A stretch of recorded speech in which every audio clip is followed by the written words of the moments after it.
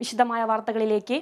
ഇടുക്കി മുട്ടത്ത് ലോഡ്ജിൽ വയോധികനെ മരിച്ച നിലയിൽ കണ്ടെത്തിയ സംഭവം കൊലപാതകമെന്ന് പോലീസ്. തിരുവനന്തപുരം മാർത്താണ്ഡം സ്വദേശി യേശുദാസിനെയാണ് അയൽവാസി ഉല്ലാസ് കൊലപ്പെടുത്തിയത്. വ്യക്തിവൈരാഗ്യമാണ് കൊലപാതക കാരണമെന്ന് ഉല്ലാസ് പോലീസിന് മൊഴി നൽകി. ജനുവരി 24-നാണ് മുട്ടത്തെ ലോഡ്ജിൽ യേശുദാസിനെ മരിച്ച നിലയിൽ കണ്ടെത്തിയത്. മൃതദേഹം അഴുകിയ നിലയിലായിരുന്നു.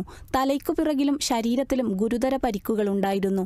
മൃതദേഹത്തിനടുത്തു നിന്നും വിഷക്കുപ്പികൾ കണ്ടെത്തിയതിനാൽ ആത്മഹത്യയാണെന്ന സംശയത്തിലായിരുന്നു പോലീസ്. എന്നാൽ തലയ്ക്കേറ്റ ക്ഷതമാണ് മരണകാരണമെന്ന് പോസ്റ്റ്മോർട്ടത്തിൽ കണ്ടെത്തി. തുടർന്ന് നടത്തിയ അന്വേഷണത്തിലാണ് പ്രതി ഉല്ലാസാണെന്ന് കണ്ടെത്തിയത്. വ്യക്തിവൈരാഗ്യത്തെ തുടർന്ന് യേശുദാസിനെ മർദ്ദിച്ചു എന്നാണ് ഉല്ലാസിന്റെ മൊഴി.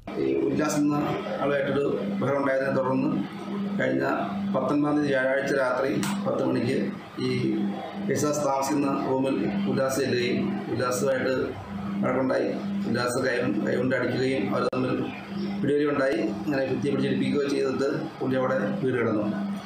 പിന്നെ അടുത്ത 23-ാം തീയതി രാവിലെയാണ് അവിടുന്ന് സ്മെല്ല് വന്നിട്ടാണ് തുറന്നു നോക്കുമ്പോൾ ഇതിനകത്ത് യേശുദാസ് മരിച്ചെന്നാണ് കാണുന്നത്. കൊലപാതകവുമായി കൂടുതൽ പേർക്ക് ബന്ധമുണ്ടോ എന്ന് പോലീസ് അന്വേഷിക്കുന്നുണ്ട്. CCTV ദൃശ്യങ്ങൾ ഉൾപ്പെടെ പോലീസ് ശേഖരിച്ചു. 20 വർഷമായി മുട്ടത്തെ ലോഡ്ജിൽ താമസിക്കുന്നയാളാണ് മരിച്ച യേശുദാസൻ. ഇതേ ലോഡ്ജിൽ തന്നെയാണ് പ്രതി ഉല്ലാസും താമസിച്ചിരുന്നത്. ഉല്ലാസിനെ കോടതിയിൽ ഹാജരാക്കി റിമാൻഡ് ചെയ്തു. Kerala vision news, Idukki.